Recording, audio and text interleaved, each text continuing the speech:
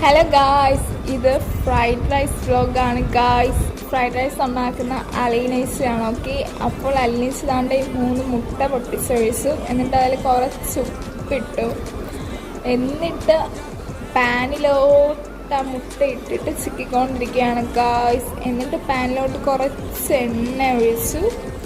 എന്നിട്ട് അതിലോട്ട് കുറച്ച് ഇഞ്ചിയും വെളുത്തുള്ളിയും പേസ്റ്റ് ഇട്ടു.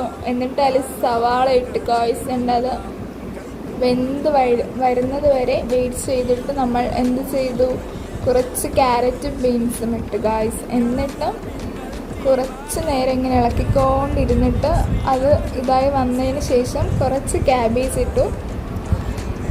എന്നിട്ട് നമ്മൾ കുറച്ച് മുളക് പൊടിയും കുറച്ച് കുരുമുളകും ഇട്ട് ഗായ്സ്.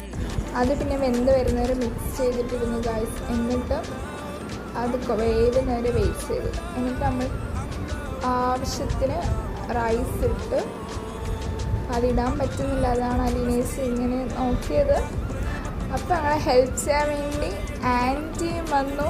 എന്നിട്ട് അലീനേസ് താണ്ടെ കുറച്ച് സോയാ സോസ് ആഡ് ചെയ്തു. എന്നിട്ട് താണ്ടെ ടേസ്റ്റ് നോക്കുന്ന കണ്ടോ ഗായ്സ്. അലീനേസ് എന്നിട്ടോ അത് കഴിച്ചു ഗായ്സ്. നല്ല സൂപ്പർ ഫ്രൈഡ് റൈസ് ആയിരുന്നു ഗായ്സ്. Okay, by.